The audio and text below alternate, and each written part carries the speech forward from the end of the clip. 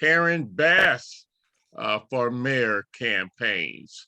So the first hour, we're going to have the Caruso campaign with us, and the second hour, we're going to have Karen Bass and her campaign with us. Let me just mention for those people, especially with Facebook Live, if you're not familiar with LA South Chamber of Commerce, we have now been organized for 7 years. We have over 400 business members in the LA community. We're very excited about our growth. We're about networking, and we're about business development. We're about advocacy, and we are about community improvement. So we definitely are excited about the progress that we've made. But if you are a prospective business owner and you're looking for somewhere to hang your hat, or if you're someone who's saying, my God, I've been looking to really formulate and develop my business, and I really need someone to work with in terms of helping me get to that final point of starting your business, LA South Chamber of Commerce is definitely where you want to build a relationship. We're very excited about things that are happening with the chamber. We will welcome your participation and you joining us. So I just wanted to share that. Now, let me mention, first of all, ladies and gentlemen, we are having a slight change. I know you recognize that Rick Caruso is scheduled for 10 to 11 this morning. Let me make, first of all, Rick Caruso per se will not be with us, and it wasn't a no-show on Rick Caruso's part. It was actually moi. It was my mistake. I want to own up to it. A lot of times when you're working with different campaigns, you sometimes, if you don't write your notes down, because the one thing, when we had a date in mind with the Caruso campaign, they were very excited because they were the first to the table when we were going to do the event at LA South Chamber. But the one thing I forgot to do, I forgot to call them back to confirm the 26th. And in my mind, I thought I had done that, but I didn't. So as a result, they tried at the last minute to see if they could rearrange things. They said we could get there at 11, but we had the Bass campaign scheduled for 11, and they were not able to change it because Karen Bass had issues and have scheduling conflicts at 10 o'clock also. So as a result, we've decided to keep everything as is. We don't have Rick Caruso here with us, but we have his head of communications with us. And that's just like his press secretary. She knows what he's eating every day. She knows what he's saying every day. She knows when he takes off his shoes. She knows everything about him. So we don't have him here, but the campaign at the last minute, they wanted to make sure, since we didn't have Rick, we had the next best thing. So we have Marquita Thompson with us. Now, let me first say, first of all, here in LA, we're blessed to have two outstanding candidates for mayor. I said, either way, hey, we're in good shape. I think we have a capable candidate in Rick Caruso. I think we have a capable candidate in Karen Bass. We don't make endorsements per se. We don't have that. We don't have a PAC set up. We have to be have a certain classification to do that. I don't live in LA City. I live in LA County, but at the same time, we recognize that a lot of our members live in the city, and whoever is the mayor of LA, they impact the entire region. So it's just not a Los Angeles city situation in itself. So let me just state, I know most of you are very familiar with Rick Caruso. So before introducing Margita Thompson. I just wanted to say something. I'll introduce somebody. I'll try to find something that people don't know, because I think a lot of times those are some of the little things, or sometimes the thing that really tips us over. So let me do this. I just want to share this about Rick Caruso.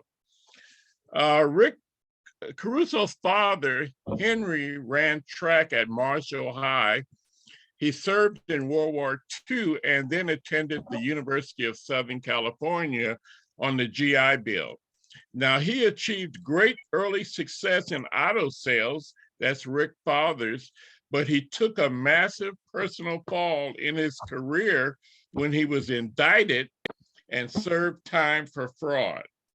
Now, Rick drew the ultimate lessons from his father's refusal to allow his mistakes to define him.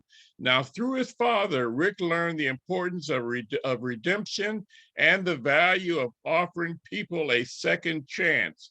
Now, after this setback, Henry, his father, founded Dollar Rent-A-Car, one of the most successful car rental franchises in America. Now, growing up, Rick attended Good Shepherd Grammar School. He served as an altar boy and graduated from Harvard High. He received his bachelor's degree from USC in 1980, a law degree from Pepperdine in 1983, and he was also later named the Alumnus of the Year there at Pepperdine University. Now, Rick and his wife, Tina, have been married for 35 years and are the proud parents of 4 children, Alex, Gregory, Justin, and Gianna. So I just wanted to mention that about Rick Caruso, because a lot of times we know that, hey, he was formerly head of the police commission here in LA. He's currently the chairman of the board of trustees of USC. He's a big developer. He developed the Grove. He developed the real estate developments all throughout Southern California. So he's not here, but I tell you, if he was here, despite all of his great accomplishments, my question was, what happened with Maggiano's? I love Maggiano's restaurant, and as most people now know, it's closed. But I'm not going to ask you that question, Margita, so you don't have to worry about dealing with that at a later moment. We have other questions that we will be asking. Now, just to let me share a little information about Margita, and then I'm going to turn it over to Arnie Corlin. He's going to come on, and he's going to have a brief conversation with Margita, and then we're going to let Margita have the mic so she can talk about what's going on with the Caruso campaign. And after that, we're going to go ahead and open it up to questions. Okay, so let me just mention this about Margita. She is head of communications for Rick Caruso for Mayor campaign. Okay, Margita grew up as an only child with half of her family in San Diego and the other half in Tijuana. She crossed the border at least once a week until she left for UC Berkeley, where she earned her Bachelor of Arts in Political Science. She then went on to complete a Master's of Public Policy at Harvard University's John F. Kennedy School of Government, where she was named the Parker Montgomery Fellow for Distinguished Leadership in California. Now, when she is not working, Margita can be found deep in a novel, spending time with her 2 Cavalier King Charles Spaniels, Carly and Mr. Dorsey, or sharing a laugh with friends over a good meal. So I know I surprised you with that, Margita, but I just wanted to share some insight into your upbringing. Thank you, Richard. Margita is currently head of communications for Rick Caruso for mayor.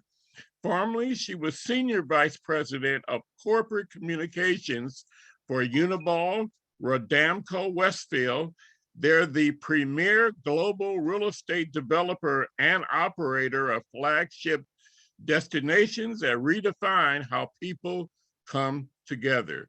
Margita is especially skilled at listening and anticipating trends to uncover the common thread that unites diverse stakeholders towards a common goal. So definitely we welcome you, Margita Thompson, and Arnie. Arnie is one of our co-chairs of advocacy, and he's going to go ahead and take it from here. Go ahead, Arnie. Thank you, Richard. Good morning, Margita. I appreciate the resume also. I appreciate people that can hire, good management and good personnel. So appreciate it very much. A couple of things. First of all, on the Caruso website, just as a suggestion, as an add-on, you talk about daycare. There's a piece on daycare on there. And just as a suggestion that I've said, there is currently state law, because we've got to take care of the child daycare problem and also create the affordable rents. There's state law which allows for a small micro kind of daycare in rental property. So I think it's about 6 children.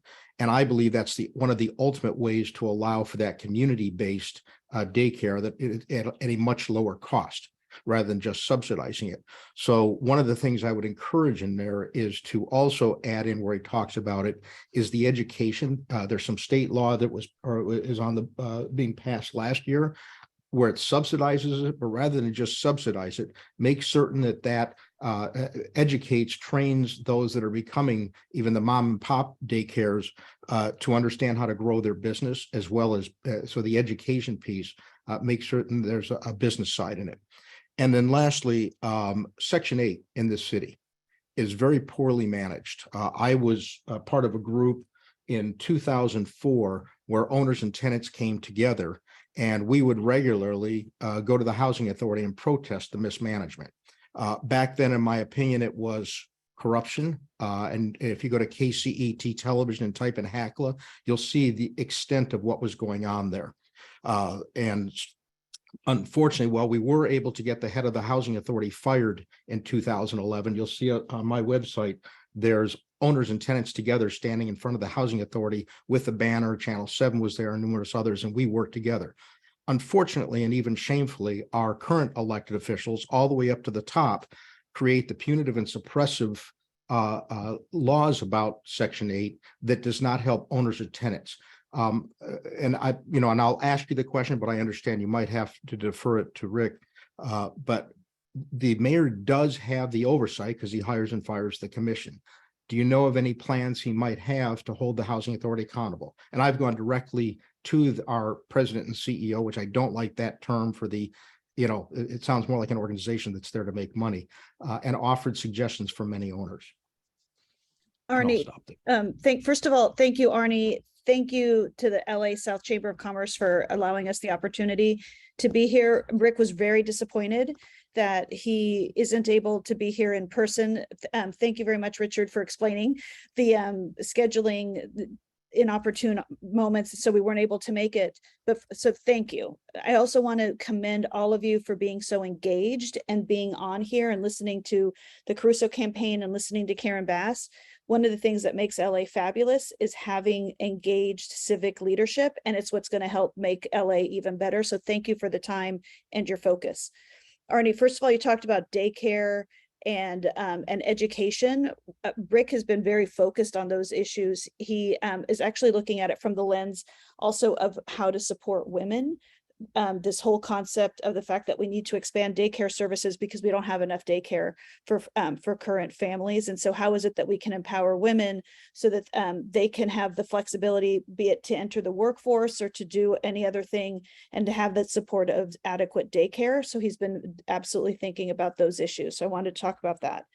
In terms of Section 8 housing, what I can tell you about Rick's proposals are that he wants to reduce or eliminate all fees and regulations for Section 8 housing voucher projects, where 75% of units or more are dedicated to Section 8 voucher recipients. So he wants to work with the federal government to triple the allocation of Section 8 housing vouchers. We know that they were recently reopened for the first time in years, that there's an incredible need for affordable housing. And he wants to also create more incentives for landlords to accept Section 8 housing. So that's kind of what I've got so far on his proposals. But one of the reasons why we do these opportunities is to listen. So if there's something more that you want to add, I'm more than willing to take that down and we can incorporate it. Yeah, and just, I mean, this is only one minor piece, but this is a leadership problem there, is my opinion. Where, and this, I know this part is very minor, but well, maybe not, but one of the things that, you know, we always talk about, you know, buying a home. My feeling is property ownership as a rental property owner is layered, right? You start with the rental and then you go to the home ownership and you go to the multi-unit. We don't teach that.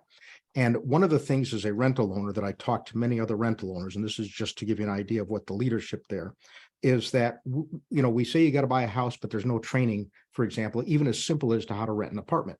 So I created one, and I've been, just for free, and I've been giving it to victims of human trafficking, domestic violence, foster youth, homeless, and I've actually helped a number of them get housing. And I went directly to the head of our housing authority and said, hey, you know, we have none, and they're not interested. Mayor's office was not interested either. But I hope that we will think about sometimes, because I know Rick talks about keeping it simple, sometimes that rudimentary is the very first step on being able to help, you know, do some of that stuff. So when our head of our housing authority isn't even interested in solutions, many have been offered, that's something to think about from a management perspective. And Arnie, let me also tell you, though, what you're saying would be music to Rick's ears, because for him, this is about leadership and about the need to change what the current system is and how unresponsive it is. So if there's something that you know about Rick Caruso, he's into customer service, right? And he's also into listening. So he wants innovation, and for people who do things differently to be able to bring those solutions and that entrepreneurial spirit to change what's happening in City Hall. It's recently we did an event with a company called Boxable, and it's a company that's able to build these smaller units. It's not the mini houses, but it's a smaller unit where there's dignity. They're at $60,000 a pop. They're able to be built in 90 minutes or less. And I just mentioned that as an innovation. So if you've got innovation in terms of doing some sort of training for people so that they can know how to be renters and how they can create rental units and expand housing opportunities for renters, that is absolutely something that he would be willing to listen to and figure out how we can incorporate it and make sure that the people that he appoints into leadership positions are listen and are entrepreneurial as well and aren't part of this entrenched bureaucracy. Thank you. I'll just, since you brought up Boxable real quick, one thing as that I would suggest, as a rental owner, we have the mom and pop owners leaving the city at an alarming rate. You've got the large corporates and some of them who you definitely don't want. May I suggest that you consider finding a way to structure, getting some of those mom and pop owners to encourage them to keep the money in this city, is to be able to figure out that 1031 exchange so that maybe they can participate in the ownership of Boxable and use that 1031. Maybe they can use that 1031 money to be able to participate in the development of some of the properties. You're really going to want to keep those community-based investors in it. And then lastly, I'll say about Boxable. Oh, okay. Complete, and then I'll stop. Please consider from Boxable as to be able to allow young people, and I mean children in elementary, to be able to buy into that Boxable for $5 or $10 or $20, create a financial literacy training with it, so they can go down the street and around the corner and say, hey, I own some of that. So, and even for middle school, same thing. I'm done. Thank you all. It was longer than I expected. Thank you. And I'll just say one thing is that Boxable is just an example. It is not the only company, and he wants to bring those companies here to LA. And that idea of creating some joint shared interest absolutely is something that he would consider. Thank you. Sure. Okay, great. Margita, we have a question from one of our members, Anissa Muhammad. Her question is, what are your plans to help fund small businesses, especially nonprofits? I ask because more often than not, funding is routed to the small businesses that are well known. That is a great question. And one of the things that you should know is that Rick considers small business as the backbone of this economy and the backbone of Los Angeles. The jobs that they create and the upward economic mobility they create for families is really important to him. So one of the things that he's talked about is creating a small business bill of rights. I'm gonna be very transparent. I'm gonna read it because I'm not gonna remember all of the components of it. That small business should always be at the table when decisions are made that impact their operations, should expect a timely consideration of permit and licenses, should be able to get off the ground and open without needing to hire lobbyists, and will be considered when city policy is being developed and economic analysis of impacts will be done to inform policy decisions. And then finally can rely on the city for a clean and safe place to do business. Now, there's a couple of other things too that are really important. He wants to look at creating city grants to help nonprofits with infrastructure and administrate and be able to administer to scale, which is really important.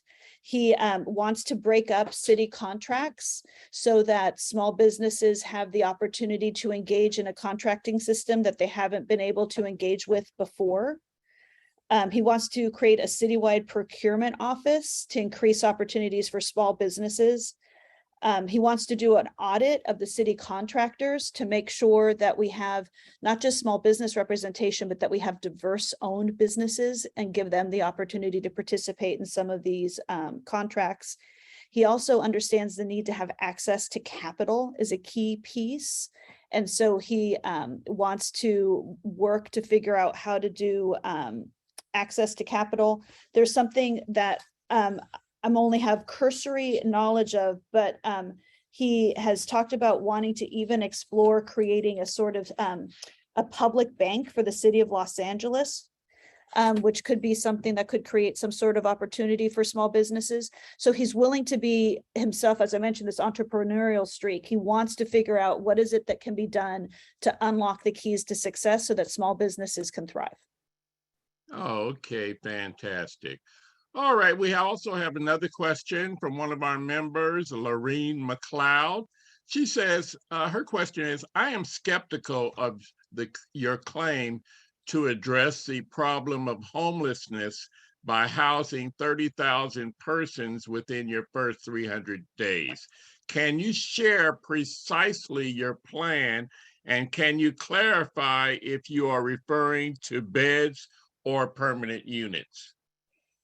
Sure. So first of all, one of the things you didn't read about my in my bio is that I was actually press secretary for Governor Schwarzenegger. And so the only reason why I bring that up is one of the things that Arnold used to say is that I'm going to say that I'm going to bench press 500 pounds. And the reason I want to say I want to bench press 500 pounds is that I may only get to 470. But if I said I was only going to bench press 400, I would have only gotten to 370. So let's set our expectations to what it is that we really want, because the scale of the problem is that dramatic. The other thing is that it's going to be an all of the above approach to what needs to be done. Rick has said, you've heard him say this, he's a builder. With the properties that he has built, he's been able to bring communities together, overcome opposition, and build these properties at a pace and speed that people would not have expected. And he wants to bring that experience into addressing the homelessness issue. And the basic problem is, the basic issue is that we have to have this big ambition because we can't afford not to, because people are suffering.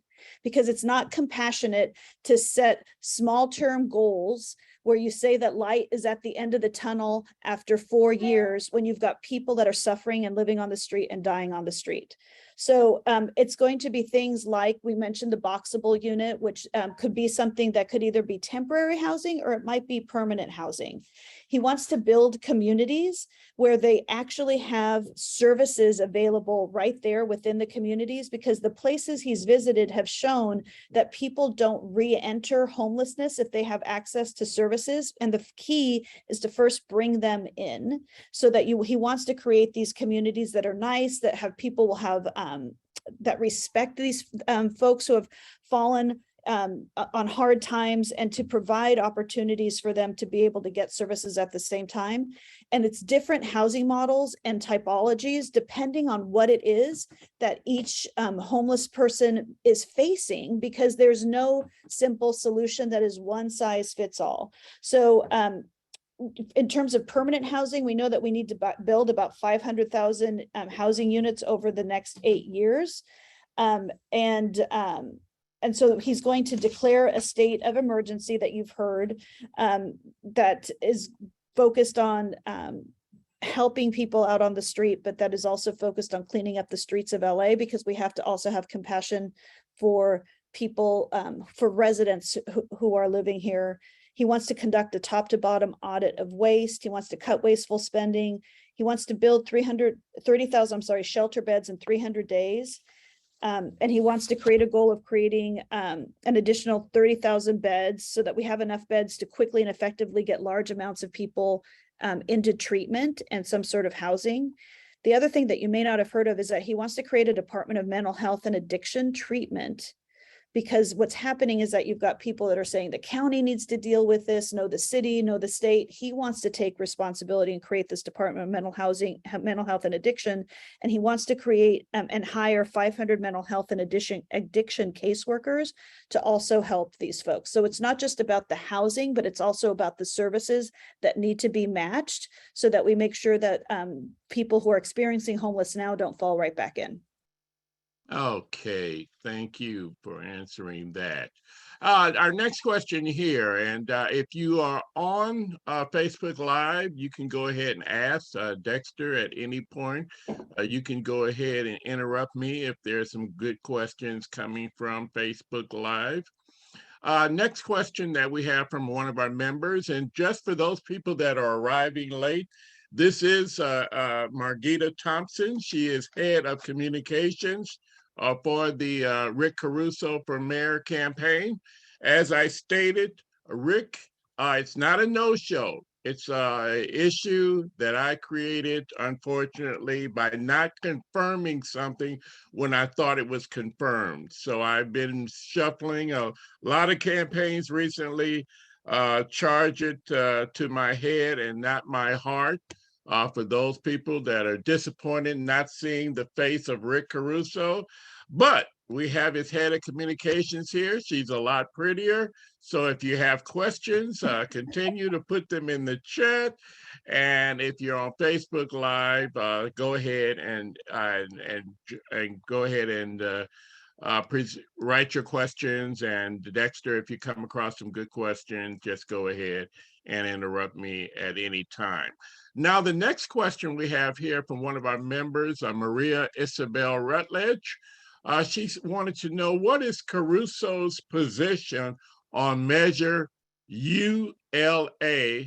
As a sidebar, she states, as most of Los Angeles is not a part of the 1% millionaires. So question is, what is Rick Caruso's position on Measure ULA? Thank you for that. So one of the things that we know is that people don't necessarily have a lot of trust in our elected officials right now, especially when it comes to how tax dollars have been used with Proposition HHH. And so he supports the idea of a dedicated revenue stream for homeless housing and services, but we also have to demonstrate to the public that they can trust the government to utilize these funds effectively and efficiently. And so he wants to make sure that people know that that their tax dollars are being used wisely. And so first we need to prove that we can actually do what we need to do with the money we have. And then maybe we can revisit additional revenue streams later. But what you need to do right now is prove that that the money is being used efficiently. I think that what he would say is that when it costs hundreds of thousands of dollars to build an individual home, that's not an efficient use of money, which is why he's trying to find some of these innovative ways to create cost-efficient housing at scale. Oh, okay, great. We have another question from one of our members, Larcinia Young Freeman. She stated, "Good morning." She indicated that in some of Rick Caruso's campaign ads, it was said that he would have so many beds for the homeless. The question is, what will he do with all of the mobile vehicles on the streets of LA? For example, as they give here on Avalon and Redondo Beach, and in the surrounding areas, that is really impacting those local businesses. So what is he going to do with those mobile vehicles that are on the streets of LA? That's a great question. It's a part of homelessness that often doesn't get discussed as much. What he wants to do is figure out ways where he can compensate folks who are currently living in those places so that they're willing to leave their RVs or wherever cars, and so that they're able to actually go into a place where they have much more dignity, into some sort of housing option.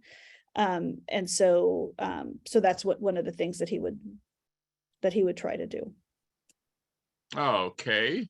And also safe parking, by the way. He wants to make sure that folks who are currently experiencing homelessness by living in their vehicles have a safe place to park in the interim while we work to get them some sort of other housing. Okay. You might want to comment on the concern of Darlene. Darlene, she's one of our ambassadors and members. She's one of our ambassadors from our Compton, Carson area. She states, Margita, as a landlord, I am very concerned that S8 can't handle the amount of work that is coming through the upcoming housing vouchers lottery, which is going to be anywhere from 30 to 60,000 vouchers. How would you address her concerns? I think that's a great question. It goes to the fact that the Section 8 housing vouchers haven't been open for multiple years, right? And so now they're barely being open now. I think it just underscores the fact that something that we all know and experiencing, there isn't enough housing for anyone across any income level. So yes, we absolutely need to focus on housing for people to get them out of homelessness, but we also need to focus on housing for people that have low income. We know that people are suffering in terms of making ends meet. Los Angeles is not an affordable city. It's very difficult for people who don't have a college degree. It's one of the reasons why all of these issues are so interconnected. It's one of the reasons why we need to be so supportive of small businesses, because many times it's those micro businesses, small businesses that are providing the revenue for people to be able to live. What we say paycheck to paycheck, but for them, it may be day to day in terms of dealing with the cash business. So we have to work to expand all of those. Absolutely right now, not sufficient. And so Rick would want to work with the federal government. We've had people who have been in federal government who should have been perhaps working on this already and making an impact on it and haven't done so. He would be someone who would be building that coalition to make sure that he could make progress so that we can deal with the need for housing across the whole income spectrum. Well, okay, fantastic. And also from Delphine Pruitt, she's one of our members here with the LA South Chamber of Commerce. She states, good morning. She says Section 8 is a federal program. Can you provide more specifics on fees that he's proposing to waiving in addition to the one mentioned? Now, as a sidebar, what incentives is he proposing to get landlords to accept Section 8? That's a good question. Since it's a federal program, he's going to have to work with our members of Congress. That might be a better question to ask Karen Bass, and she's a current member of Congress, and it would be great to see what she might say she's done while she's been actually able to have control over that specific area, but I don't really have much more to add. Okay. Okay. Richard, I do have a question from Facebook, okay. Richard. Go ahead. And all right. So this question is off of Facebook Live from Jason Douglas Lewis. The question is as follows. The city has been building housing and providing services with Measure H and Measure Triple H money. What is Caruso's opinion on how that money has been used so far?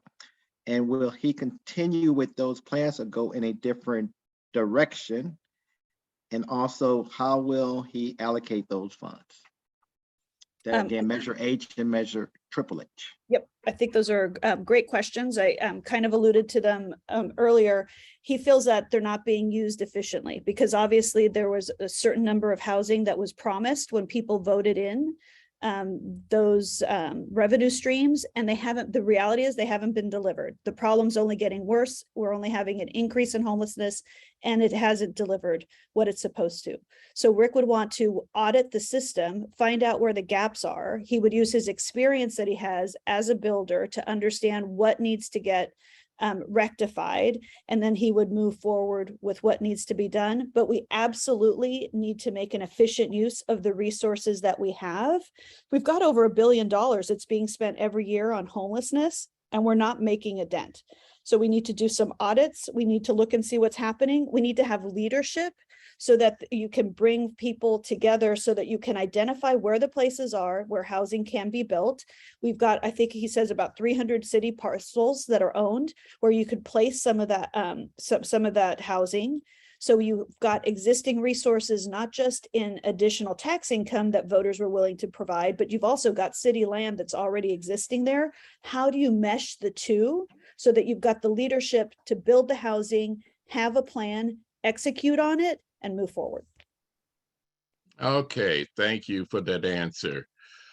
We have another question here from one of our members, Renee Malone. Renee wants to know, what is Rick Caruso's plan for lowering fees for micro businesses like street vendors? Great question, because Rick is very supportive of street vendors. I mentioned access to capital. He wants street vendors to have access to capital to the extent where he's talked about creating a microloan specific for street vendors to be able to get additional carts, because he understands that someone who starts out as a street vendor with a cart has the opportunity and ability to potentially grow eventually into a storefront. So he wants to be supportive as he can. And if they have permitting issues, et cetera, making sure that they have the permitting that they need to make sure everything is copacetic in terms of health, et cetera. But he microloans, access to capital, and creating a place in City Hall where they have a specific opportunity to work with someone who's going to be their advocate and help them navigate. Okay. All righty. And Arnie, you can start going down the chat and looking for questions. Also, I'm gonna go ahead and read this next question. And then after that, Arnie, if you see any questions, you can go ahead and present them. It says, this is from Jean Price. She's a member of the chamber, one of the board members. She says, good morning. She said, I would like to know, what is Rick Caruso's purpose or motivation to run as a Democrat when he has been a Republican most of his political career? I know you get that question quite a bit. So it's a great question, and thrilled to be able to answer it. The reality is that he's a man who has lived his life through the principles of commitment to family, commitment to community, of giving back. So his one of the things that I've really found has resonated with me is his story, that he's got an immigrant story family, which is the Horatio Alger story, that his grandparents immigrated from Italy, moved to Boyle Heights, and his grandfather started out as a gardener working out of the back of his truck. As a Latina, that's a story that's going to resonate with the community, because he said he learned about the city of LA driving with his grandfather watching the city through the windshield of that truck. Those are values that he holds dear. And while he started out as a Republican, the reality is that the party moved away from those values, and he re-registered out of being a Republican to being an independent about 12 years ago. So he is 100% pro-choice. He believes that women should have the right to choose. He has spoken about how it's abhorrent what the Republican governors have done in terms of using immigrants as props. These are people who have come here for a better life. They deserve the respect that we should have. He's talked about the support of DACA students and making sure that the city's resources are used to support and defend DACA students, because he is about preserving people's right to have upward economic mobility through coming here, whether as DACA students, whether as small business people, and making sure that women continue to have that right to choose.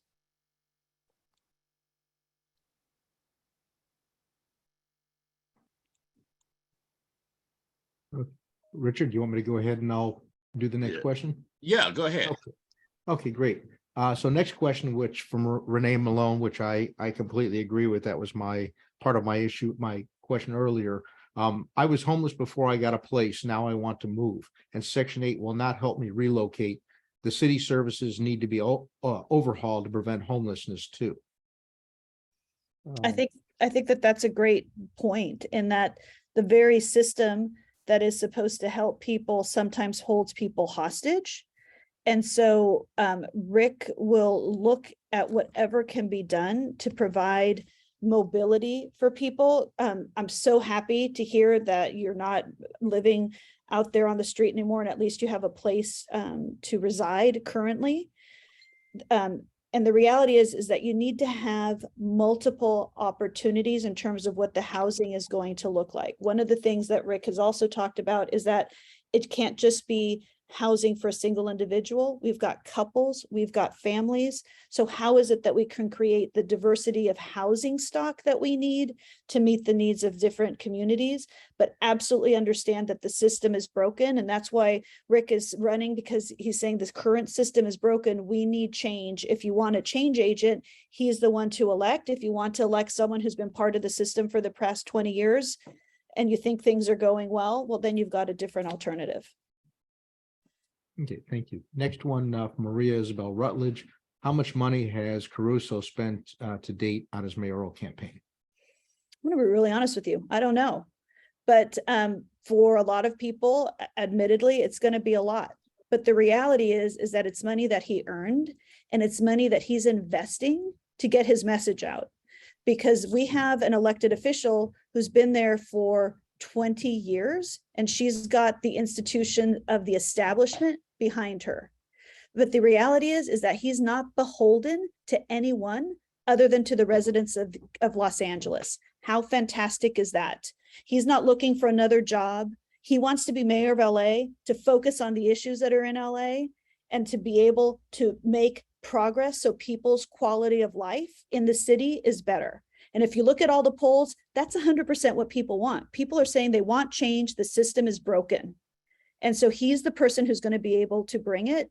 He's willing to invest his money because he's willing to invest in the community.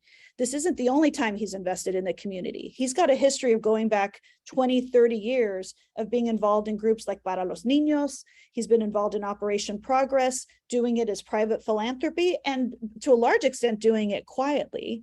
But here he has to go against the system, the status quo, as we have seen with the recent tape recordings, is a strong organization, and it takes someone who's not beholden to anyone and has the resources to compete against it, to not be swallowed up by it, and to be able to be the true advocate that Angelenos need. Okay, great. All right. Okay, Arnie, I'm going to go ahead and ask this one. I don't want anybody to think there's any favoritism here. The next question we have. By the way, I just want to say one thing. Debbie Corlin, I can see her face and she's giving such a big smile. I feel like I've got a rally girl there who's giving me positive energy. So thank you, Debbie Corlin, for just being a great smiler. Okay. All righty. And since Debbie Corlin was the subject right there, we're going to continue with the question from Debbie Corlin.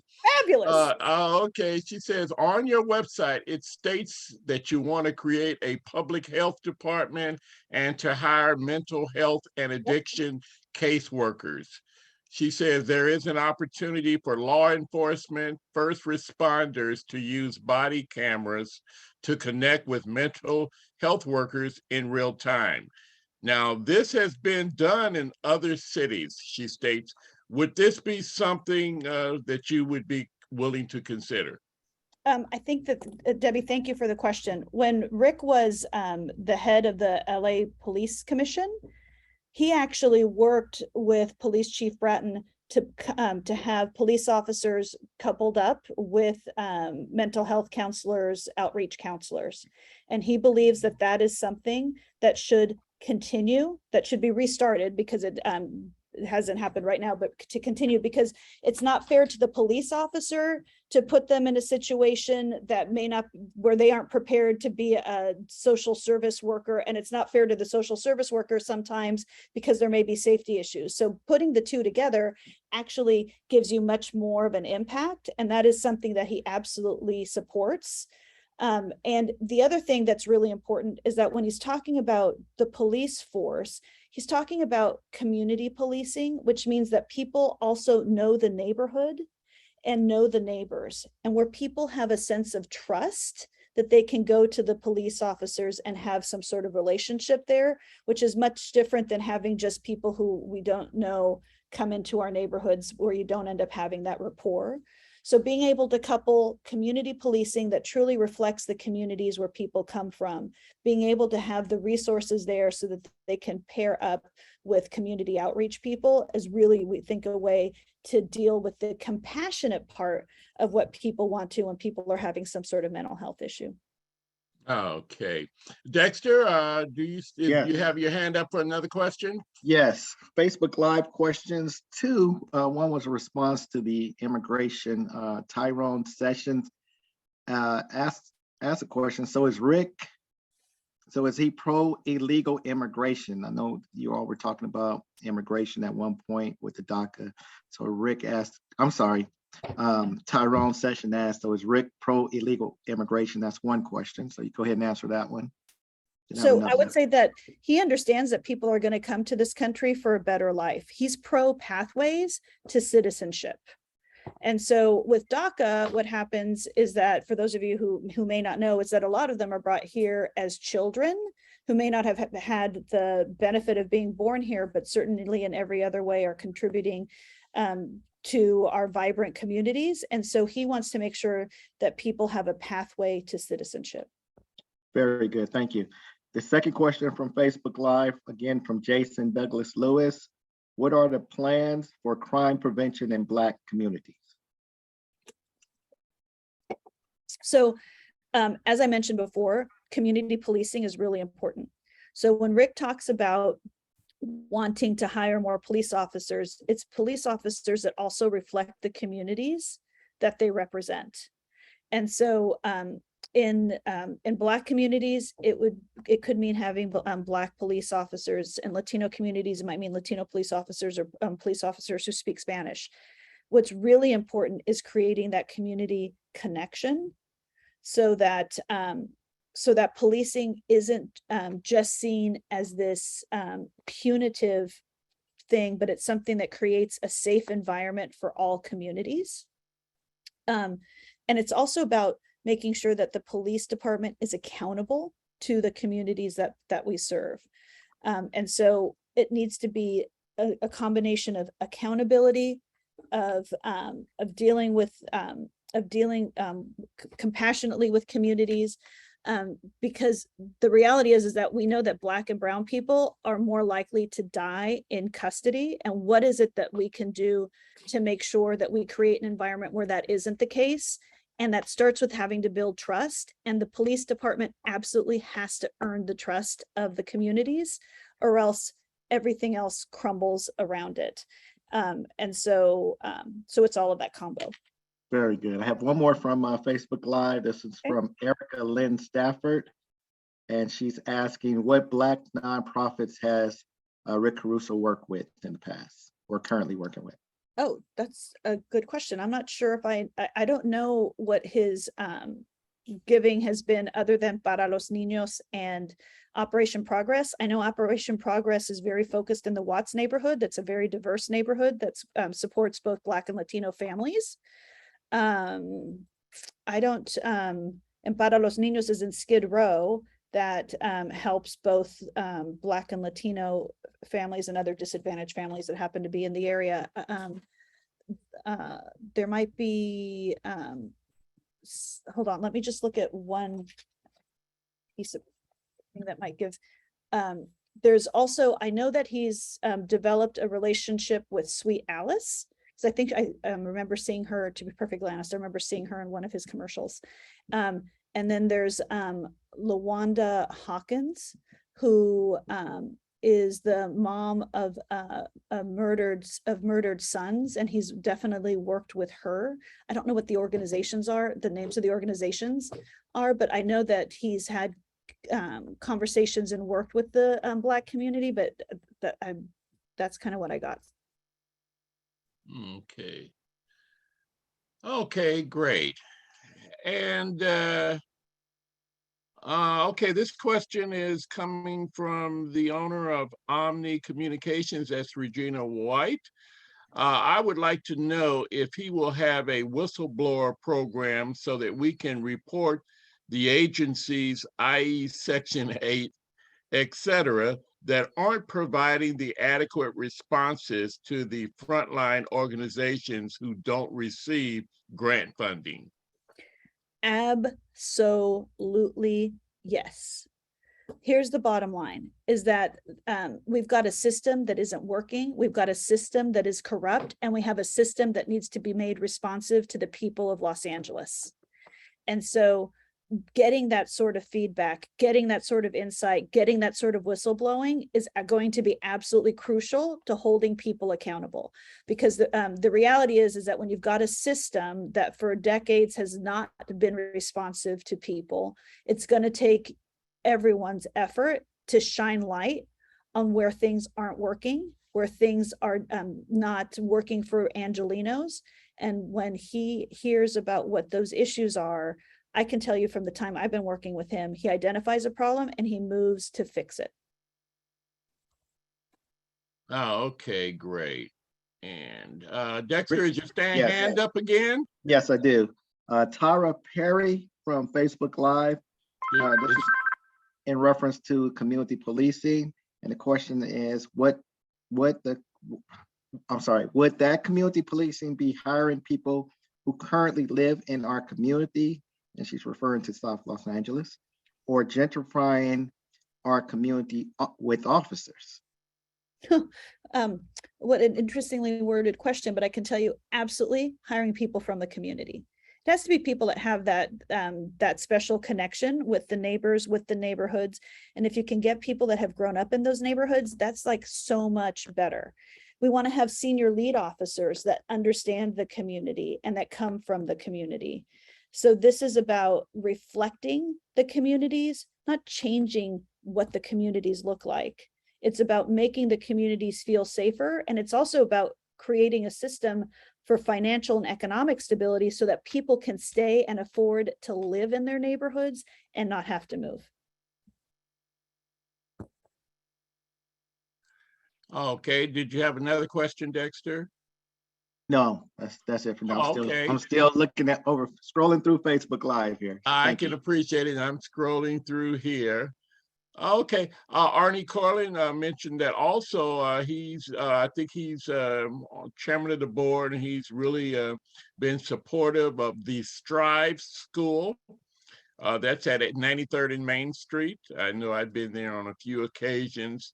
Great school.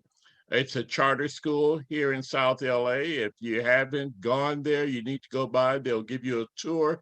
A lot of people pass that corner, 92nd and Main, and don't even recognize there's a school. But once you go in that door, it's a whole different world in there than there. And I know that Rick Caruso is a big supporter of that school. All right. Well, thank you, Arnie. Okay. Okay, and going down some questions. Okay, and let me just mention too, and we're just about closing up. I think right now it's about 10:58. We want to thank you so much for participating, Margita. We didn't have Rick here, but you did a splendid job. I'll give them a call, let Lex and Rick know that you deserve a raise. Okay. Thank you. Thank you. Yes, All from right, your then mouth we to want to God's thank ears. you so much. And in closing, there was a comment in the chat. Veronica, I just wanted to address your comment. I'm not sure if you were here at the beginning, but I want everybody to understand, Facebook Live or on the chat, Rick Caruso was not a no-show. The reason is not here partly is because of me, me. I take full responsibilities. When you're dealing with campaigns, and we had Luna on, we've been dealing with Bill and the Waiver, I've been dealing with the city attorneys, and I have all these people. I forgot to turn around when we talked about the 26th with the campaign. I never called them back to confirm. And as a result, in that 3-week period, I guess it's about a month, they didn't hear back from me, so they booked that. So they at the last minute, when I sent out a flyer and a confirmation on last week, they said, "Who did you speak with?" So the reason he's not here, it's because of me. It's not Rick, because Rick was the first one that had confirmed. He confirmed with the prospective event we were going to have at LA Southwest College. He's been there with us. He said he's willing to come back and meet with the chamber again if he needs to. So I just wanted to explain to everybody, Rick Caruso is not a no-show. And we're happy that he was thoughtful enough to send over his head of communications. So once again, Margita, we want to thank you so much for your coming forth and presenting the Rick Caruso plan to LA South Chamber of Commerce and our community as a whole. Did you have a final statement in closing? I did, Richard. I just want to thank you so much for having us, giving us the opportunity. I was really impressed with the questions. I'm thrilled that you had so many people participating on this call. It shows how engaged your membership is. Congratulations on building such a powerhouse organization. And I know that Rick is going to look forward to working with the LA South Chamber of Commerce when he is mayor. So thank you very much. All right. Well, thank you. And thank you so much. And you have a great day. You all have a great day too. Thank you so much. Bye-bye. Okay. And Dexter, if you wanted to come on for a minute, Arnie, we want to thank you also for co-hosting and the questions that you presented. So thank you. And Dexter, I'm not sure if you wanted to come on and make a couple of quick announcements before we transition. Arnetta Mack and Kelvin Sauls will be our moderators and hosts for the next hour with Karen Bass, who I'm not sure if she's arrived yet, but she will be here live, all the way live with Karen Bass. But once again, you all, I am so sorry. Sometimes, I'm very seldom make a mistake, maybe once a year, and I did make that mistake then. So as I indicated, charge that to my head and not my heart. That was primarily on me why Rick Caruso did not show up. But that's spilled milk. We're going to transition over. So Dexter, go ahead. And I know you have a couple of announcements prior to transitioning over to the best campaign for mayor. And that's going to be hosted once again by Arnetta Mack, who's one of our board members and also our communications director, and Pastor Kelvin Sauls, who is a member of the chamber and also a longtime activist in the LA community. Go ahead, Dexter. Well, good morning again, everyone. Thank you again for joining this morning, and thank you for your input, your feedback, your comments, your questions. Like I said, hey, politics is politics, and it's important that we do have a voice, and I understand that. I'm monitoring the Facebook live, the chat, the comments that's going on in Facebook, and they're saying we need to ask them more tough questions. Well, I agree. Let's go ahead. Put the questions that y'all want to ask and ask. We just have to understand that we have to be mindful and respectful, but we do the reason why we created this organization, one of the reasons, there's several reasons why we have this organization, but one of the reasons and one of the platforms we have is advocacy. And advocacy for South Los Angeles is very important so we can have a seat at the table. And this is what we are offering this morning. Of course, you're going to hear all the prepared replies and prepared comments. You know, the rubber hits the road when the person gets in office. And lots of times our elected officials, you know, they talk a good game prior to the election. And then once they get in office, we don't hear from them no more, or they kind of get, you know, standoffish. So that's part of our advocacy, so we can stay in tune and so we can have our elected officials be accountable. And that's the key, is accountability. And that's what we're asking with these platforms is, are you going to be accountable? Are you going to do what you say you're going to do? Are you going to offer some solutions? And understand that they, especially in the mayor's seat, it's not just them. We have to look at the city council as well, you know, because the city councils are the ones that create legislation. So we have to be mindful of that. It's just not one person that makes all these decisions. Yes, they're a very important role that they play in our government, but let's also hold accountable our city council, your local city council representative. If you live in a county, that would be your local supervisor, because that's different governments. You have the county and you have the city. So you have to hold them, your representatives, accountable, not just the mayor. Also the mayor, not to let them off, not at all, but both your local city council person have a relationship, build a relationship, talk to their deputies, attend the meetings, and voice your opinion on that level. So again, please continue to ask questions. We're not watering them down. I mean, of course, you know, we want to be mindful and respectful, but if you have a hard question, go ahead and ask. And that we appreciate that. And that's why we create this platform. So just real briefly before the Congresswoman comes on, she's scheduled to come on at 11. I just want to say thank you, Arnie. Thank you, Richard, Debbie, for setting it up with the Caruso campaign. Again, we do not endorse or take a stand on any candidate, because that's not what our organization is about. We want to have an open conversation and a balanced conversation. So again, thank you, Richard and Arnie and Debbie, for your work behind the scenes of putting things together. We have Congresswoman coming up next. Prior to her coming up, I just want to let you all know a few announcements. Yes, commercials.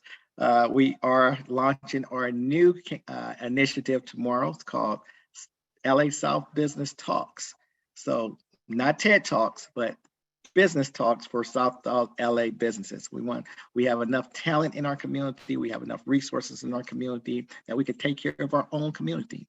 So we don't have to wait for anybody else to come in our community, because we have a lot of talent in here. So we want to give that platform to our members and to our local business community stakeholders to come out tomorrow night in Inglewood, Lavender Blue, 6:00 p.m. Come on in. You can go on our website and get your tickets. It's $15 for your tickets. We will have refreshments, free parking. We'll have a mic. We'll have a stage. We'll have a spotlight, and we have you. So come on out and pitch your business. Talk about your business so we can network and learn more about your business. So that's the big announcement. Of course, we got quite a few other events going on this weekend. So check our website, lasouthchamber.com. And again, thank you all for joining, and feel free to go ahead and put your questions, your comments, and information in the chat. God bless you. Thank you. Oh, okay. Dexter, right before we transition over to Arnetta, did you make Kelvin Sauls a co-host? Yes, I did. Oh, okay, great.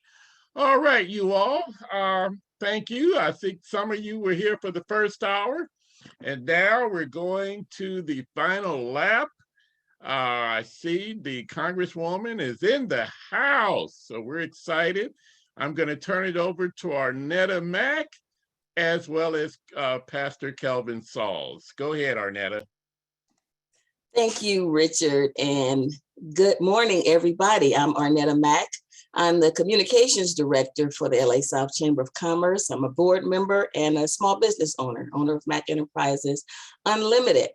And I'm just grateful that we have the opportunity to hear from these candidates. And I'm really thrilled that we have the honor of welcoming Congress member Karen Bass to this segment. And we're going to be excited to hear from her directly. Well, just a few housekeeping notes. We'll ask you to remain on mute.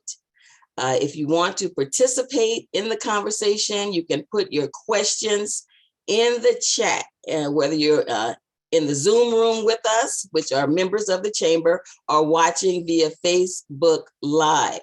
So put your questions in the chat. We will alternate between questions from the chamber and the audience questions. And if you don't hear your question specifically, it's probably because a similar question has already been asked, or it'll be combined with another question in the same categorical area.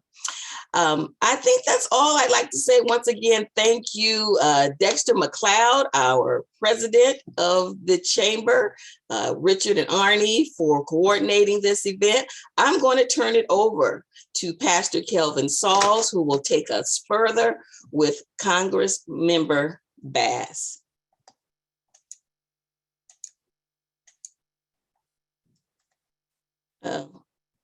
Pastor Sauls. You're still on mute. All right, there we go. There Can you you hear me are. now? Yes, you're great. Good afternoon, good morning, everybody. Good to be with you. And we're gonna get right into it because I know time is of the essence, and we wanna make sure that we get to as many as possible questions that we'll have. Folk talking about tough questions. That's why we have that the Zoom open for our members, as well as the Facebook Live available. So please, we have Dexter and Annetta will be monitoring those chats, and we're gonna do this, as interactive as possible as we move forward. Glad to be here again, Pastor Kelvin Sauls, and looking forward to our time together. Welcome, Congresswoman Karen Bass. It's good to see you and good to have you, and glad that you're able to join us. We're gonna go ahead and just kick off with our first question, which is gonna be about the person, Karen Bass, and the platform of Karen Bass. Kelvin, sorry for the interruption, but we'll get right back to you. Karen, go ahead and greet the people. We're glad to see you, and I think you might have a statement prior to we getting into questions. Dexter, we have that all worked into the question, so we're good. All right. So as part of our introductory pieces, we are gonna ask Karen to introduce herself as, Karen the person, Karen the platform. And so Karen, Congresswoman Bass, if you are to introduce yourself to a person that doesn't know you, know who you are, know about your work locally, regionally, nationally, and I'm certainly aware of the international work, and your mayoral platform, how would you introduce yourself to them? If you would just let that be your introductory question, that would be great. Well, thank you. First of all, thank you for the invitation to speak with you today, and wish we were doing it in person, but hopefully we'll do that on another occasion. And always great to see you, Pastor Sauls, always great. So let me just say, if I were to introduce myself, I would tell people that I am a lifelong Angelino, born and raised here, grew up during turbulent times in the 60s and 70s when the whole world was exploding, and decided to get involved in the fight for justice when I really was just a child, growing up watching the civil rights movement on TV with my father, and being anxious to grow up so that I could participate in that. And so I was involved as a student activist, went off to college, studied, worked in the healthcare field, because being an activist in my day was not a job. And so you had to have a job. And I worked as a nurse in the neonatal ICU. Then I went back to school and became a PA, a physician assistant. I worked in the emergency room at County General, and many of my patients were homeless. My patients were victims of crime, substance abuse, domestic violence, etc. And in the 80s and beginning of the 90s, when we had the terrible problem of crack cocaine, the Crips and the Bloods, At that time, I was a full-time faculty member at USC Medical School, and I walked away from that job, went to 85th and Broadway at the epicenter of the violence, and started an organization that is now 32 years old, Community Coalition. And we came up with plans, ideas, strategies to reduce crime and to reduce violence and to get kids from going into gangs. And ironically, in 1993, we were trying to take over motels for the unhoused population, and it took a pandemic for the city to realize, gee, that was a good strategy. So I was at the Community Coalition for 14 years. I ran for the state assembly so that I could continue addressing the same issues that I was addressing in the community. In my last 2 years, I was elected as Speaker of the House and had to deal with the Great Recession from '08 to 2010, where I had to make terrible, terrible decisions because the state was on the verge of bankruptcy. I was given the John F. Kennedy Profile and Courage Award, which is one of the most prestigious awards in our country for the work that we were involved in Sacramento. When Diane Watson retired, I went on to work in Congress, and I'm working on the same issues in Congress that I was working on in the community. The difference, as Pastor Saul's alluded to, is that I also work on the international area with Africa, focusing on Africa. But just like in 1990, I felt very conflicted about running again because of the crisis that's on our streets again today. So I took the huge risk of not running for Congress again and coming home to address the crisis on our streets right now. Homelessness, the fact that people do not feel safe, the fact that the city has become unaffordable, and the fact that small businesses have such a tough time surviving. I chaired the Congressional Black Caucus a couple of years ago at the beginning of COVID, and I brought together the Black, Latino, Asian, and Pacific Islander caucuses, and we fought for and won millions of dollars of resources to address the disproportionate health, social, and economic impact that COVID was having on our community and on our business community in particular. So how about that? Why don't I stop there? All right, that sounds great. Thank you so much. I want to go ahead and get to this question, Congresswoman Bass, because it's on everybody's mind. So we may as well get to it. This is related to the USC scholarship controversy. Of course, the Caruso campaign has been engaged in creating a narrative about, the scholarship that you received, from USC in exchange for legislative favors. Which was not true. Let me talk about the scholarship because legislative favors never happened. Yes. I will tell you that, as I mentioned before, I had served for over 15 years as a full-time member of USC's faculty. A faculty member was given the opportunity to attend classes and tuition was covered.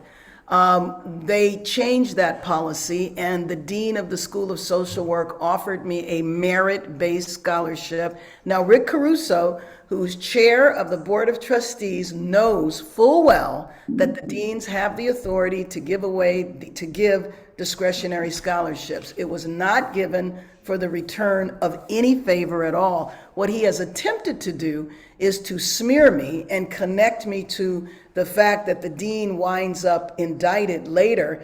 But the Board of Trustees were full aware of that scholarship. They traveled to Washington every year, and they were so enamored with my commitment to go to school and be a member of Congress that Rick Caruso gave me an honorary PhD and awarded me the privilege of being the commencement speaker in 2019. You should know that the reason why I went to school is because a lifelong issue that I've worked on legislatively has been trying to transform our nation's child welfare system, because Black people are disproportionately impacted by child welfare, and it is the conveyor belt to the prison system. And so I've worked on that, and I felt very comfortable with my knowledge base of child welfare in LA County and the state of California, but did not have the knowledge base for the country. So I wanted to deepen my understanding of the nation's child welfare system.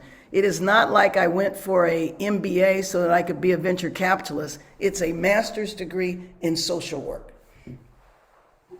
Thank you for that. I think that's very, very important just to get that clarified and out there, given what's been, going around. Well, and I very much appreciate you asking me the question. Rick Caruso has spent $86 million essentially disparaging me and creating a completely fictitious bio of himself. Can you imagine how many people could have been housed with $86 million? By the time the campaign is done, I will have spent about $8 million, and who knows how many millions more he will spend in the next 13 days. Yeah, these are certainly turbulent times, and we want to turn quickly to your vision for economic development. Comprised of about 400 businesses of various sizes, the LA South Chamber of Commerce is an ecosystem of mostly small businesses. Should you become mayor, what is your plan for economic vitality in general, but specifically, how would you make conditions conducive, for small businesses to thrive? And let me just say that, homelessness is the worst manifestation of the profound economic problems we have in the city. The gap between the rich and poor just continues to grow. And so to me, there's only a few ways to address that. We have to increase the availability of work, and we have to raise wages. We also have to create and develop new businesses, because there's only three ways to work. You either work for the private sector, the public sector, or you self-employed. So the business community is front and center at our ability to address the economic crisis that we have. I say all of that to say I am completely committed to supporting the existing small business infrastructure, but to help the small businesses grow and not be penalized. Because, there's a lot of programs where when you reach a certain level, then you're cut off from whether it's the SBA or some of the programs. And I think that is wrong. We need to lift the caps. But if you just look at the city's procurement process, there's a lot of people that have city contracts whose businesses aren't even in the state of California. So I will have a deputy mayor for business, and the deputy mayor for business will pay particular attention. My first order of business, though, are those businesses that are still suffering because of COVID. I want to make sure that they don't go out of business. I want to pay attention to our existing businesses to see what they need from the city so that they can grow. The business community tells me two things. One, that City Hall doesn't care about business, or that City Hall is hostile to business. There's a lot of barriers that businesses face. And so my deputy mayor for business will establish a cabinet, of business leaders around the city. And we will get to work immediately looking at what are the barriers that exist on the city level that need to be changed, relieved, eliminated, so that businesses can actually flourish here. Right. We encourage you to please put your questions in the chat for us. And I know Dexter, Netta, they are managing that. And the way I suggest we do that is we ask a couple of questions and then we ask a congresswoman to respond, but let me ask this question, given, the consequential, moment that we are in Los Angeles, especially around the current crisis, that's happening, with city council, Congresswoman. Yeah. And so just a couple of pieces on that. One, what is your perspective on the current crisis, with city council, and your stance on the ongoing calls for the resignation of, Council Members Cedillo and De Leon, as well as the investigation of possible gerrymandering? Any thoughts on that? Yes, I have thoughts on all of that. I certainly join with everyone in calling for their resignation. And right now, what those tapes did is it opened up a wound.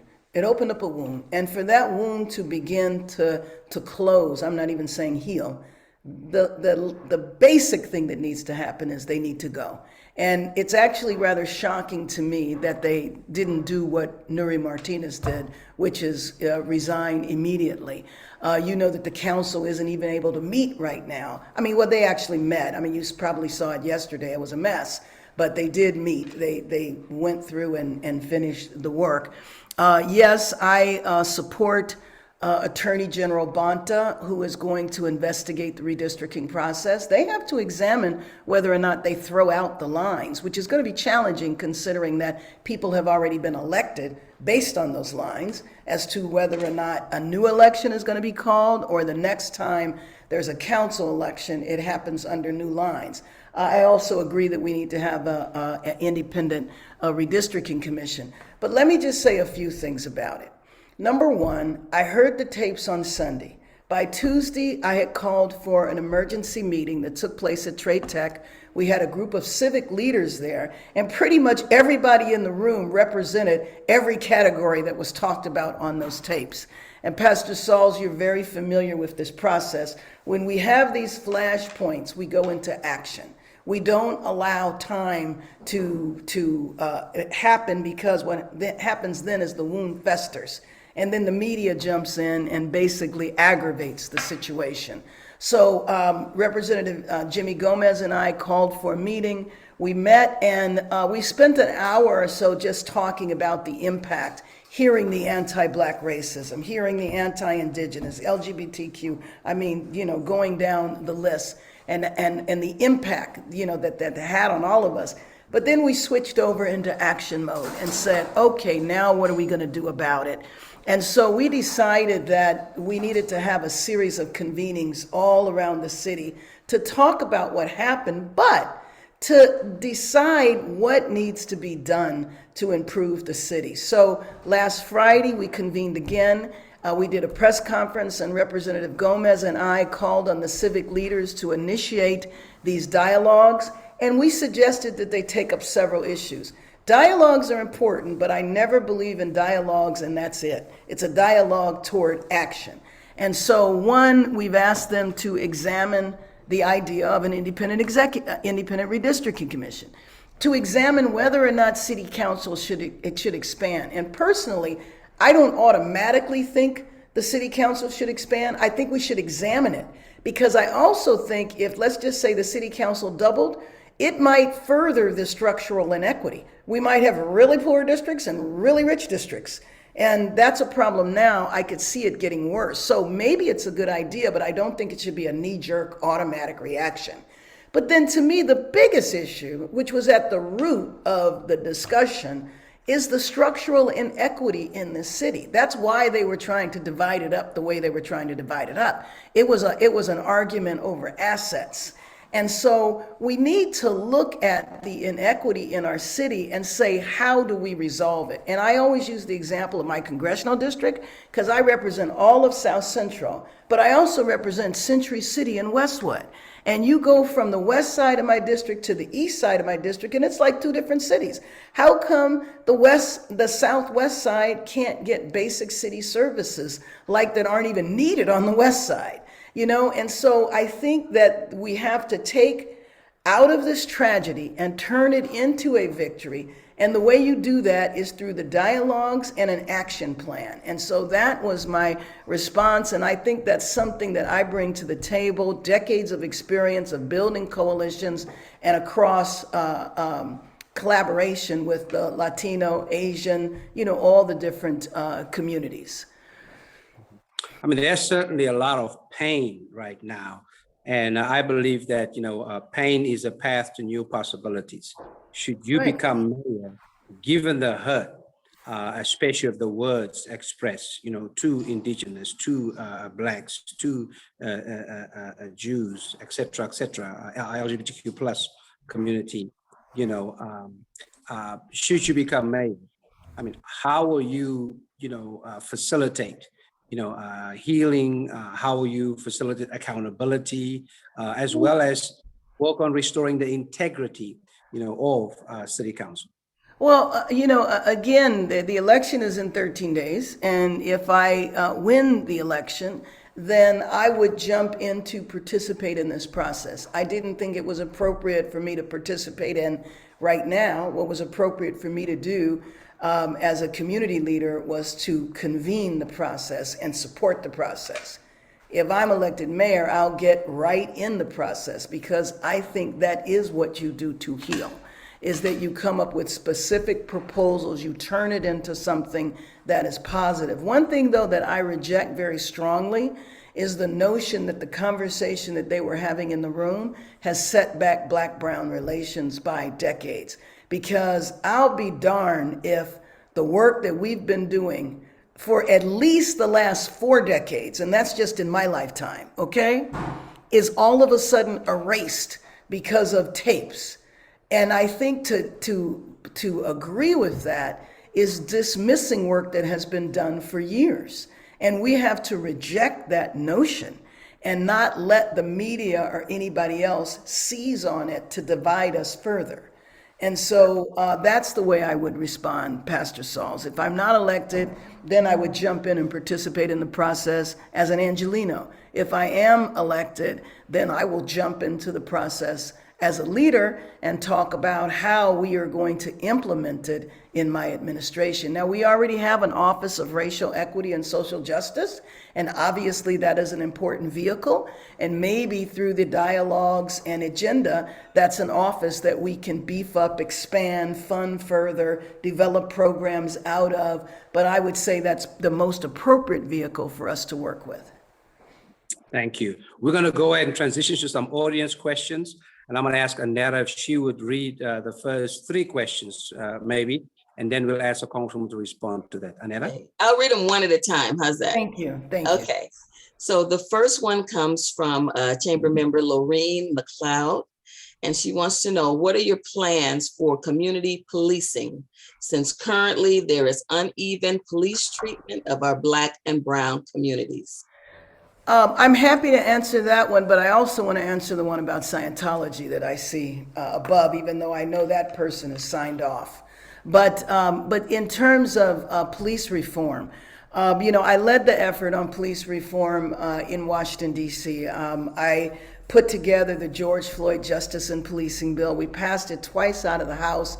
It stalled in the Senate, so Senator Booker and I went to President Biden and asked him if he would take the George Floyd Justice and Policing Bill and do as much of that bill as he could on an executive order, which he did, and he signed that executive order several months ago. And so that would be my starting place in terms of reforming LAPD. And there's 2 basic principles in police reform, and one is accountability and the other is transparency. That is the barometer from which I would look at the police department. And one of the things that has to be examined right away are the number of officer-involved shootings, injuries, and deaths that have taken place, and the fact that we have the Citizens Commission. I forget the name of it, the formal name, but it turns out, voters voted for it. And it, might have looked good on the surface, but it turns out it actually is way too weak. And even when the chief of police have called on disciplining officers, the Citizen Commission overturns the chief's recommendation and basically lets the officers off without any discipline, any consequences at all. So that needs to be examined. And then in my policy papers, and by the way, if anybody wants to get on my website, we have very thought out policy papers that were not written by my campaign consultants, were not poll tested, but were written by groups of people who are immediately involved in all of the issues participated in those papers. I have one paper on public safety. I have another paper on community prevention, where community policing thoughts would reside. So we have senior lead officers that are popular in a lot of communities, and I think that program needs to be expanded. But we also have these community-based programs that do crime and violence prevention and intervention, and in my opinion, they're never properly funded. Now, since I've been in Congress, I've been able to bring, hundreds of thousands of dollars back to the district to fund these programs. but I would like to see that happen beyond my congressional district, obviously, as mayor. So I also want to create an Office of Community Safety that is not connected to law enforcement, because I believe that public safety is much bigger than law enforcement. It involves quality of life, it involves community participation, and I think that all of those things will help with the uneven police treatment of Black and brown communities. I also am concerned about things like pretextual stops, which I know have been curbed, but we need to examine if that has been enough. And pretextual stops are when officers swoop in an area and on the pretext of maybe a Black man did something, then lots of Black people can be stopped. and I think that really is very, very harmful in our communities, harmful to police-community relations. So can I address the Scientology question? Oh, yeah, I was going to read that for the audience that Okay. can't see it. In one of your television commercials, you appeared in front of the Church of Scientology. In America, we have separation of church and state. Why did you choose that site? And that was submitted by Jean Perry, also a member. And then Dexter, you'll be next from Facebook Live. So let me just say, I know that Jean is not on the call anymore, but if you guys could communicate to Jean, that's not my commercial. That's an attack commercial by Caruso. He is attacking me with that commercial. What that was I went to a ribbon cutting along with lots of other elected officials who were all there. They just focused on me. And as elected officials do, you go to ribbon cuttings, you make speeches. That's what that was. That's all that was. I'm a Baptist. Reverend Norman Johnson is my minister. I belong to First New Christian Fellowship Church, and I have never been connected to Scientology. So it's interesting because a number of people think that's actually my commercial promoting myself. That is an attack ad, and the majority of the commercials, unfortunately, you see about me are attacks from Caruso because he's trying to convince people that he is a Democrat when in fact he has been a lifelong Republican who became a Democrat 3 weeks before he filed for mayor, and he knows this is a Democratic city, and the only way for him to win is to attempt to destroy me. And just a side note, I've been inside the Scientology building, and there are pictures of pastors and others who were at that ribbon cutting posted prominently on their wall. Thank you. Yeah. All right, Dexter. Yes, good morning. Good morning, Congressmember Bass. Thank you for joining us this morning. I do have a question from Facebook Live. This was a question previously asked to the Caruso campaign, and it's from Jason Douglas Lewis. And the question is as follows. The city has been building housing and providing services with Measure H and Measure Triple H money. What is your opinion on how that money has been used so far? And will you continue those same plans or go in a different direction? And how will you allocate those funds? Again, Measure H and Triple H. Thank you. Okay, so Measure Triple H is the one that is from the city that builds housing. Measure H is the one that provides services, and that's from the county. I would go in a different direction because I believe that the city and the county need to be completely aligned. And when HHH was passed, it only allowed for new construction. So what should have happened is it also should have allowed for renovation. For example, changing a motel or a hotel over into housing, changing a commercial building over into housing. Proposition HHH did not allow for that. And also, now this is not the fault of the proposition, but it's the fault of the city, because to build anything, and you guys know this because many of you are involved in business or real estate in one way or another, but the bureaucracy in the city makes everything super expensive because it takes forever to build.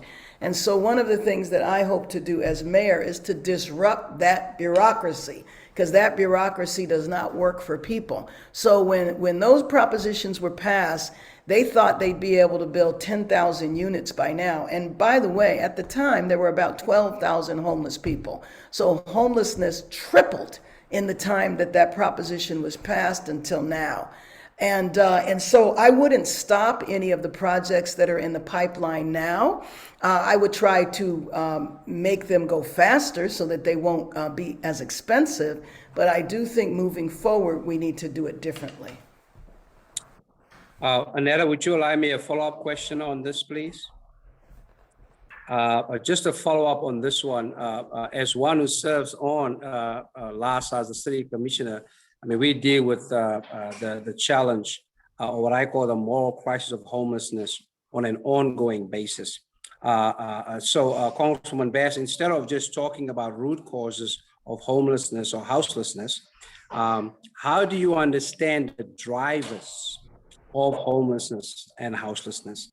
And how does your plan facilitate prevention, intervention, and elimination of this moral crisis of homelessness and displacement that we're dealing with right now? So, you are right, Pastor Sauls, in that we have to have a comprehensive approach.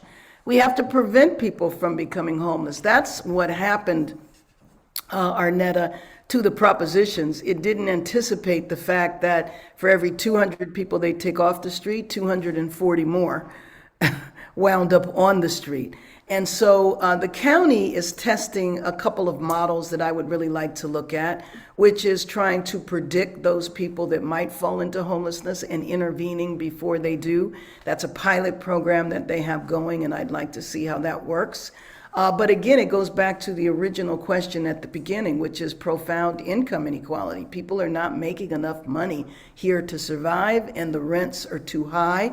And so we have to increase the supply in a massive way. And the only way to do that is to get rid of the red tape and the bureaucracy so that people can actually build. Right. Okay. And let me ask this question because it ties right in, and this is submitted from Larcenia Young.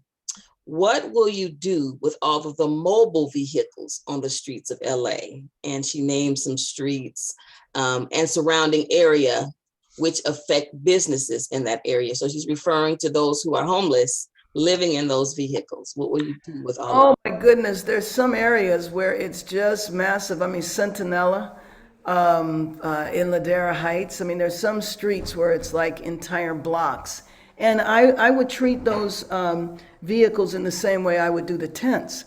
We have to get people into housing. You can't have it because it's not just the eyesore of having the vehicles there. There's also hygiene problems. There's a lot of issues related to public health that I would consider public health problems that are related to people being in those vehicles. And so we have to get people housed. We have to get people out of the vehicles. Yeah. Mm-hmm.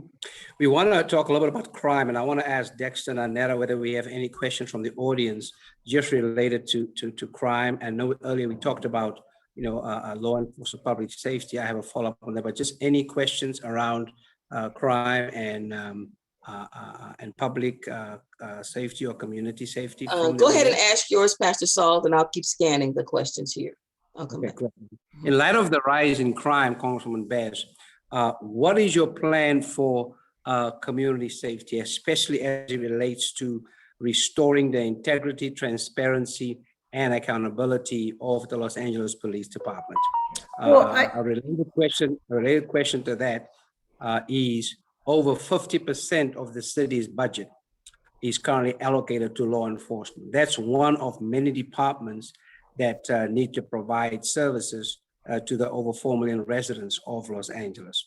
How will you engage this budget differently, and would the people's budget be a source that can inform you in how it can be more participatory? The people's budget will absolutely inform me. I do believe in participatory budgeting. And I think that we need to examine the budget, how it's being used, and what is being, what all is involved in the police budget. Why is it so big? I would not say automatically that I would cut that budget without being there and having a full examination of it. But I also believe that there's other ways to bring money into the city. And so I don't think that we need to continue to sacrifice cuts in social programs. In fact, I think the city needs more social programs, needs more community-based programs, and I can think of several ways to increase that. One of the things that I was surprised by to learn is that the city of Los Angeles does not aggressively go after federal funding and leaves a lot of money on the table. And that's one thing that would end with my administration. I want to have a development office, an office that does nothing but pursue funding. And one of the things that I have been supportive of is the Community Safety Partnerships program. That was something that Community Coalition worked on many years ago, but I don't think it's necessary citywide, but it is necessary in certain communities. And sometimes when you make programs citywide, you wind up watering them down, and I wouldn't do that. Okay, Dexter, Anetta, any follow-up on this particular question? Yes, I have one from the Facebook Live, just to piggyback a little bit about what the Congress member was mentioning. As far as the question goes, I'm just paraphrasing a little bit, but the question is, adding more police is not solving the problem always. It's not solving the root cause of the problem. So the question follows as, will you recommend more funding for gang prevention programs, education programs, after-school programs, and job training programs? And I'm sure that question can already be answered because we have Community Coalition, one of the organizations that you found that does a lot of that work already in the community. But go ahead. Yes, and I did mention earlier that I believe in massively expanding funding to programs like that, and I have very specific ideas about how to bring in additional funding. You know, both congressional members and state legislators can put in earmarks. And this year, for example, I have earmarks. I mean, I've already been doing this in terms of those programs in my own district, but you know, I'm in Congress right now, so I don't represent the whole city. So in my district, I've been bringing in hundreds of thousands of dollars. But this year, Tony Cardenas and I are putting in a joint earmark to bring in millions of dollars because in his district, he has the prevention programs that you described, and I do in mine. So we're jointly doing that. So yes, I think that is a key part to public safety, and I've never believed that police are the answer, not when it comes to our communities.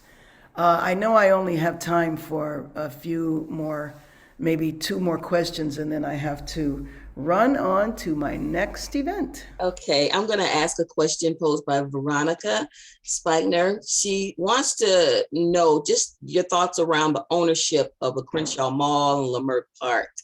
She didn't ask a specific question, so you can just share. I know you're aware of. Well, you know, I mean, I drove past it today, and it's just so frustrating. Actually, I'm not talking about the mall, but just that lot that has been vacant now for 3 decades. I mean, literally. This has been, you know, and it's like, I can't wait to get in office and be able to dig my teeth into that, you know, but whatever happens in those big areas like that, there needs to be community involvement. It shouldn't just be the developer that comes along and dictates to the city. And then what about across the street where the old Ralph's was? I mean, Jesus, that lot is so big, it's like big enough for a small city. Right by West Angeles, you know? That's a huge lot. Let's quickly talk about reproductive rights. We know that's a huge challenge right now, especially what happened with the Supreme Court, you know, related to that. We know certainly where Rick Caruso, you know, is on that. But again, can you talk a little bit about just that particular crisis, the economic aspects of it, and just, you know. Well, the issue of a woman's right to choose is an issue that, of course, disproportionately impacts women of color. And we might live in a state where we have choice, but we can't take anything for granted here, even here. We can't. And so Proposition 1 is critical for us to pass to make sure that we enshrine a woman's right to choose in our state constitution. And then you mentioned that we all know where Rick Caruso stands. I just want to be clear. Rick Caruso historically has not supported a woman's right to choose. But just like he became a Democrat 3 weeks before this election because he knew this was a Democratic city, he's jumped on the bandwagon of choice and says that he's always supported a woman's right to choose. It's just not accurate. He is on record in 2007 in LA Magazine saying he does not support a woman's right to choose, and he's basically acting as though he never said that. That is what you can do if you have $80 million for a campaign. You can essentially lie repeatedly, and as long as you have that much money, there's a percentage of people that will believe your lie. Let me quickly check with Anetta and Dexter. Any other questions from the audience? Yeah, there's several. I can take about one more and then I've got to jump. Okay, so I'll ask this one from Janet Kelly. Will you commit to working collaboratively with the chief of police and ensuring the permanency of the community safety partnership, which has been effective in reducing crimes in neighborhoods in Los Angeles? Yes, and I just addressed that. I mean, I just said that was involved in the community safety partnership being created, and I absolutely will support that. And the part I didn't say, but I will say now, yes, I will work collaboratively with the police department. There's an earlier question that asked me about where I have been campaigning. I actually have been campaigning all through South LA. You might not necessarily know it because I'm going to house meetings, neighborhood meetings. There was a block party in the Vermont Knolls area. So I have been all through South LA. And Watts, I actually was campaigning in at the very beginning of the campaign, and am back in Watts, I believe, this Saturday. So I've been all over our district and all over the city. The Valley, the East Side, the West Side. Yeah, I've been just about everywhere. Great. My final question as we move you towards final comments, as a Black immigrant, the immigration question, of course, is close to my heart as the co-founder of the Black Alliance for Just Immigration. Given that we continue to struggle around comprehensive and humane immigration reform on a national level, and the huge challenge of deportation, how will you allow this city, that is, a microcosm, of, who we are in terms of the depth and breadth of our diversity? How can this city become a place of belonging, and a sanctuary for immigrants to thrive? One, I think that is a real critical issue to incorporate in the community convening, since immigrants, especially indigenous immigrants, were maligned in those tapes. But I have always, and Pastor Saul knows this, have always been committed to working on this issue. And Mayor Garcetti started an Office of Immigrant Affairs, and I want to see that office expanded with major tentacles into the communities and into neighborhoods. So that, one of the things I love about LA is that the whole world lives here, but I don't think it's really celebrated enough. And I want to do what I can to lift up the numerous immigrant populations. I mean, a lot of people are not aware of the diversity of African immigrants, folks from the Caribbean that live here. And I think that only helps unify the city, is for people to be aware of the diversity in our city. So thank you all very much for the opportunity to meet with you today. And I do hope that everybody on this Zoom has already voted. But if you haven't, I hope that you vote, and I hope that I have done what is needed to earn your vote. So thank you very much. Thank you so much, Congresswoman Bass, and we continue to send our prayers with you as you go here, there, and everywhere in the city of angels, where we all want to make sure that everybody is considered an angel, and there are no lesser angels, in this city. And you certainly proven that, and looking forward to see how we can continue, to expect that. So thank you, and appreciate you coming. Thank you all. Thank you. Bye-bye. Okay, Dexter, we'll hand it back over to you as our